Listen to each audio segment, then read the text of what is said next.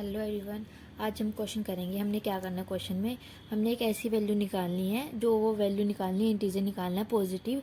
जब उसको हम 5 से डिवाइड करें तो रिमाइंडर 1 आए, 7 से डिवाइड करेंगे तो रिमाइंडर 3 आए, और 9 से उसको डिवाइड करेंगे तो रिमाइंडर 5 आए। ठीक है, तो हम क्वेश्चन को पहले स्टार्ट करते हैं। ठीक है, सबसे पहले तो हम गिवन चीज़ लिख लेते हैं हमारे पास।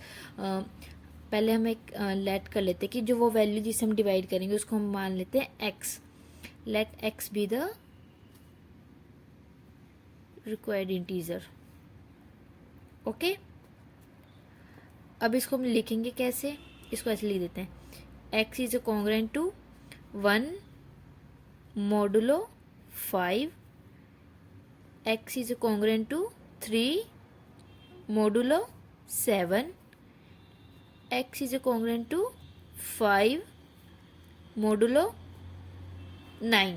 ये हमारे पास गिवन है। अब हमें ये x की वैल्यू फाइंड करनी है। ठीक है, तो इसमें हम जो फॉर्मूला यूज़ करेंगे मैं यहाँ पे लिख देती हूँ कोने में। वो क्या होता है कि x not equal to x1 m1 a1 plus 3 है तो हम तीन लेके चलेंगे। ठीक है, यहाँ पे x2 m3 m2 a2 plus x3 m3 a3। ठीक है, ये हमने यूज़ करना है। तो ये वाला फॉर्मूला यूज़ करने के लिए हमें ये सारे चीज़ें पता होनी चाहिए। तो हम ये सब अब फाइंड करेंगे। ये हम कैसे करेंगे, तो हम स्टार्ट करते हैं।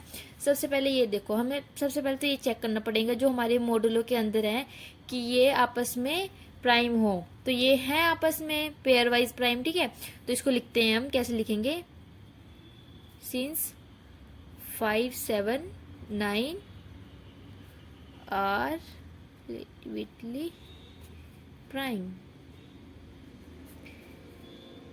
therefore the system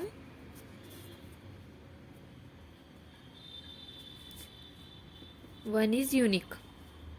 अगर ये आपस में प्राइम होते हैं तो जिसका सिस्टम होता है वो हमारे पास यूनिक आ जाता है। तो उसके सॉल्यूशंस क्या करते हैं मॉडुलो के, यही होते हैं इसका मल्टीप्लाई में। ठीक है, 5 मल्टीप्लाई में 7 मल्टीप्लाई में 9 इक्वल टू क्या होएगा 315। ओके, 315। ठीक है, तो अब हमारे पास ऊपर इसको हमने पूरे को 1 मान लेते हैं। ठीक है, 1 मान लिया तो हम यहाँ से हमारे पास ये हमारे पास जब हमारे यहाँ पे x के साथ इधर मतलब सबके साथ 1 1 होता है, तो जो ये इधर आते हैं ये हमारे क्या होते हैं a1 a2 a3। ये क्या होते हैं m1 स्मॉल m2 m3। ठीक है, तो यहाँ से हमारे पास क्या आ जाता है, वी हैव a1 हमारे पास क्या है 1, a2 हमारे पास क्या है 3, a3 क्या है हमारे पास 5, स्मॉल m क्या है 5, m2 क्या होगा 7 और m3 क्या होगा 9। बट हमें तो capital M1 capital M2 M3 चाहिए। तो ये क्या होता है, कैपिटल M1 क्या होता है, जो कैपिटल M1 होता है इसका मतलब क्या होता है कि जो हमारा M1 है स्मॉल, इसको छोड़ के इन दोनों का मल्टीप्लाई करके लिखते हैं यहाँ पे। तो इन दोनों का मल्टीप्लाई क्या होता है 7 9 ज़ा 63। कैपिटल M2 क्या होगा, स्मॉल m2 को छोड़ के बाकी दो का मल्टीप्लाई, 5 9 ज़ा 45। ओके, और m3 क्या होगा, इसको छोड़ के इन दोनों का मल्टीप्लाई 35। अब देखो क्वेश्चन में हमारे पास a1 भी है m1 भी है, बट हमारे पास x1 x2 x3 नहीं है। इसको फाइंड करेंगे तो इस फॉर्मूले में इसको पुट कर देंगे। ठीक है, गिवन चीजें तो हमारा सॉल्यूशन आ जाएगा। अभी ये हमारे पास x1 x2 कैसे आता है, जो ये हमारे पास ये m1 m2 होता है m3 होता है, इसको हम इधर मल्टीप्लाई कर देते हैं तो हमारी इस साइड क्या आ जाता है 1 आ जाता है। ठीक है, तो हमारे पास जो लीनियर कॉन्ग्रुएंसी होती है वो क्या आ जाती है, यहाँ से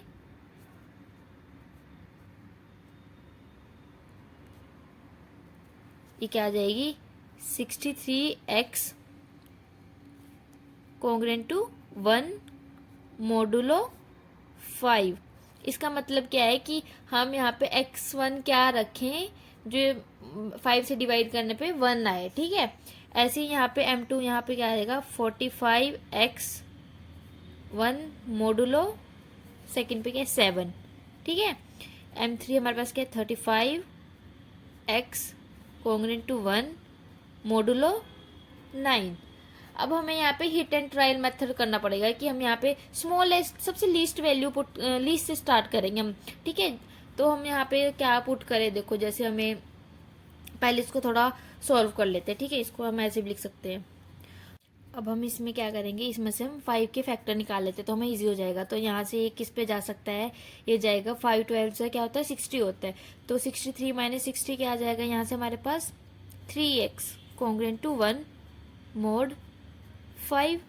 ऐसे नीचे वाले में करेंगे, यहाँ पे किस पे जाएगा, ये जाएगा 7 6 42, 45 minus 42 3x is congruent to mod 7, ठीक है। सिमिलरली इसमें ये किस पे जाएगा 9 4 36, 35 माइनस 36 माइनस 1, ठीक है, -1 यहाँ पे 1 मोड 9, ठीक है। अब हम यहाँ से x1 x2 x3 निकालेंगे कि हम यहाँ पे क्या वैल्यू रखें कि ये सेटिस्फाई करे कंडीशन, ठीक है। तो हम यहाँ पे लिखते हैं और सेटिस्फाई बाय x1 हम इधर क्या रखें, अगर हम इधर x1 1 रखते हैं तो 3 1 ये तो 2 हो जाएगा, 2 नोट, ठीक है। अगर यहाँ पे हम 2 रखते हैं तो 3 2 6 माइनस 1 5 इससे डिवाइड होता है तो यहाँ पे x1 क्या आएगा 2 आएगा। सिमिलरली x2 यहाँ पे अगर हम 1 रखते हैं तो ये बनेगा 2, तो भी नहीं होगा, 2 रखेंगे 6 माइनस 1 5, ये भी नहीं होगा, 3 रखेंगे 3 3 9 माइनस 1 8, ये भी नहीं होगा, 5 रखते हैं तो 5 3 15 माइनस 1 14, 7 2 14, तो यहाँ पे इसकी वैल्यू क्या आएगी 5 आएगी, ठीक है। x3 यहाँ पे हम क्या रखें, 2 भी नहीं, 3 भी नहीं, 4 भी नहीं, 6 भी नहीं। अगर इधर हम 8 रखें -8 -1 -9 तो ये हो जाएगा, ठीक है।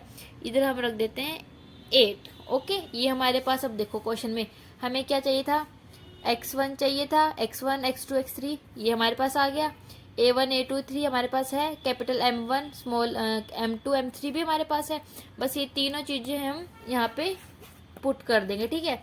तो पुट करते हैं, ठीक है। x नॉट इक्वल टू क्या था, एक बार दोबारा लिख देती हूँ मैं, ठीक है। आप तब तक अपनी कॉपी में सॉल्व करो, ठीक है। देखते हैं आपका आंसर मैच करेगा। अब तो कुछ नहीं है, अब तो बस वैल्यूज पुट करनी है, हमारे पास सॉल्यूशन आ जाएगा, ठीक है।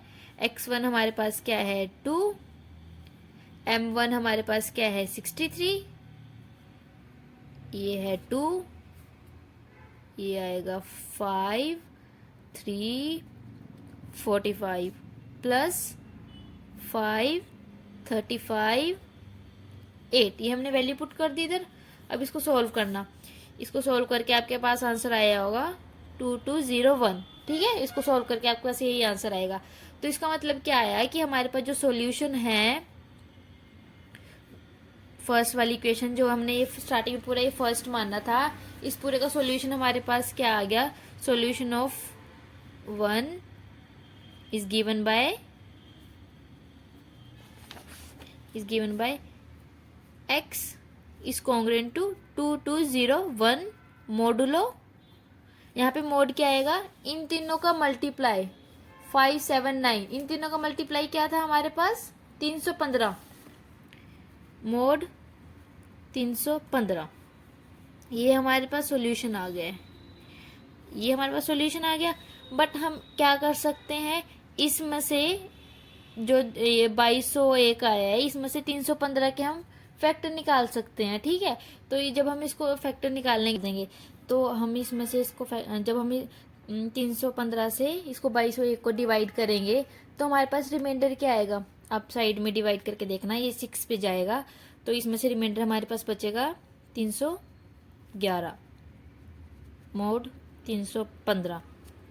तो हमारे पास ये आंसर आ गया, मतलब ये हमारे x की वैल्यू क्या होगी 311, ये हमारे पास क्या आ गई लीस्ट पॉजिटिव वैल्यू,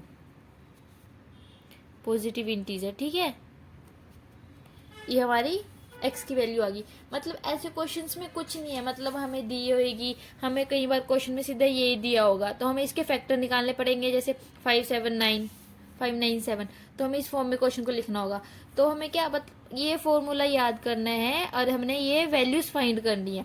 तो कई क्वेश्चंस में हमें जैसे यहाँ पे प्राइम जो नंबर होते हैं वो ज़्यादा बड़ी वैल्यू दी होती है, मतलब जिसके करके हमें जो M1 M2 M3 होते हैं वो ज़्यादा बड़ी वैल्यू आ जाती है, कैलकुलेट करने में मुश्किल होती है। तो उसके लिए एक दूसरा मेथड है ये, मतलब जब यहाँ पे हमारे पास <10 हो या मतलब जो इजीली मल्टीप्लाई कर सकते हैं हम फास्टली, तो उसके लिए ये मेथड यूज़ करते हैं। और जब यहाँ पे ज़्यादा बड़ी वैल्यू आ जाती है उसके लिए अलग मेथड होता है, उसके लिए मैं अलग क्वेश्चन डाल दूंगी। ठीक है, बहुत ईजी था, एक बार आपको थ्रू आउट कर लेना। इससे इस टाइप के क्वेश्चन आते ही आते हैं पेपर में 6 मार्क्स का। आपको मेरे चैनल पे इंपॉर्टेंट क्वेश्चन मिलेंगे। चैनल को सब्सक्राइब करना ना भूलें, अपने दोस्तों के साथ शेयर करना ना भूलें, लाइक करना मत भूलना।